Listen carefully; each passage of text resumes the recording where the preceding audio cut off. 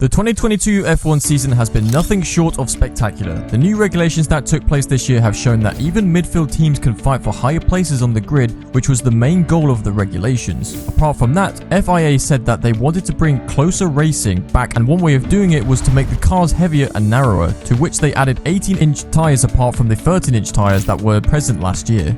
This means that the tyres will take more time to warm up, so the lap after pit stop is a crucial one for the tyres to reach the temperatures the drivers need for the cars to perform well. These are small obstacles that the teams have to pass compared to the biggest one, the effect of porpoising. Some teams like Ferrari are able to perform well with it, while other teams like Mercedes have struggled a lot and pointed out porpoising as the main factor in their low performance.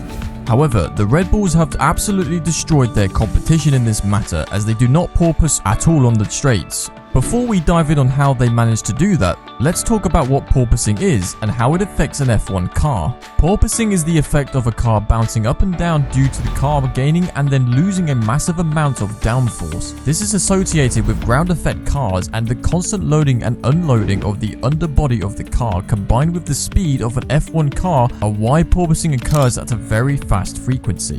It is very unpleasant for an F1 driver to experience porpoising because it messes with their vision, and recent interviews have shown that the drivers are struggling with back and neck stiffness too early in the season, as they are worried about the long-term health conditions of their bodies. Considering the fact that they are top-performing athletes, this shouldn't be understood as a bluff or a joke by the drivers. However, porpoising itself is not 100% responsible for the car's performance. One prime example of this is if you compare the performance of Ferrari and Mercedes, with both cars experiencing massive porpoising. Mercedes have been nowhere near close to Ferrari up until Catalonia GP, and at Australian GP, the porpoising was even more present in the Ferraris compared to the Silver Arrows. Yet, Leclerc has managed to win the race with it, and others were nowhere to be found.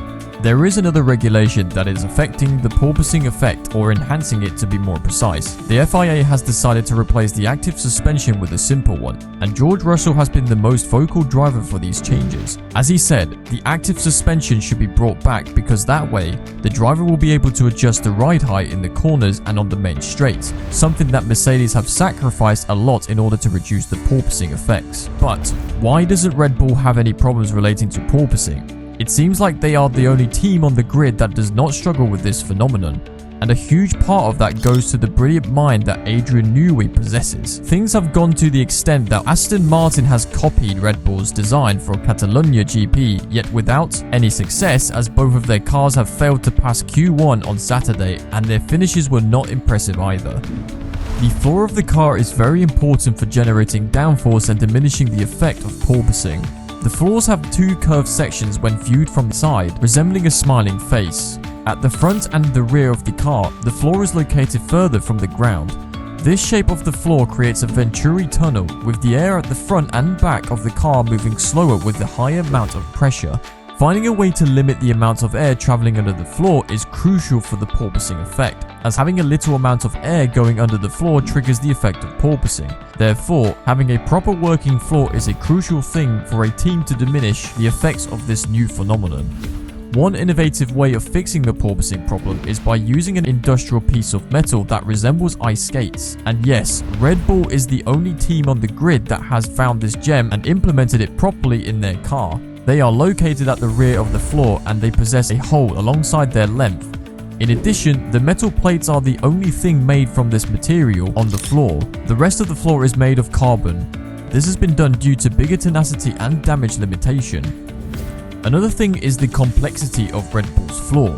If you compare their floor to the ones that Ferrari and Mercedes have, you'd notice that the latter ones that have more sharp angles, small elevations and depressions, and you could say that both of them have the unfinished look.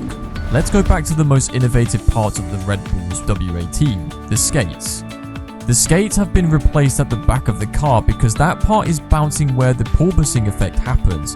However, there have been some rumors that Red Bull is using some kind of active suspension in the back of their car, making the porpoising effect disappear. But the suspected part is too deep in the car, and it's not easy to diagnose if the car has this part. That would make the car illegal. So, the FIA hasn't yet done anything in the matter that would suggest that Red Bulls are currently illegal. When the car reaches high amounts of speed, the effect of porpoising happens. This is due to teams unable to find the balance between low and high speeds of an F1 car, as we already know that F1 cars do not drive at the same speed over the track. Quite the contrary, their speed changes so much in so little time, and when this happens, the Red Bull car starts to ride on these skates, literally like ice skating. There are holes drilled inside of the skates too, so they don't inhibit the Venturi tunnels. Apart from that, the ice skates have another purpose. They inhibit the floor's flexion under load, which is another cause for porpoising. This has been a major problem early in the season, as teams' executives started to complain about adding metal pieces on the floor to stop it flexing under load. This has been a major boost for teams to seek an increase in the minimum weight limit, which is currently at 798 kilograms. But there is more. Yes, there is a third purpose for these ice skates, and this one relies on the shape of these skates. The surface of the ice skates takes an abrupt turn towards the rear edge, which result in the creation of a vortex. This is something that every F1 team has tried to do because it stops air escaping and helps channel the air onto the rear diffuser and beam wing. This way, Red Bull has managed to keep more air under the car and direct in a more controlled manner toward the rear diffuser and onto the beam wing. So, it seems like we're in for a great season that will probably be filled with thrill, adrenaline and innovations from all the teams.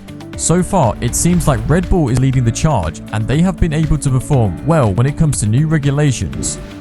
They do have some reliability issues that saw Verstappen DNFing twice and Perez once at the debut in Bahrain, but they're absolute beasts when it comes to performance. The interesting battle between Verstappen and Leclerc continues, as the Catalonia GP has shown that even Ferrari can struggle with reliability issues, something that saw Leclerc finishing too early in the race while being undoubtedly the best driver on the grid.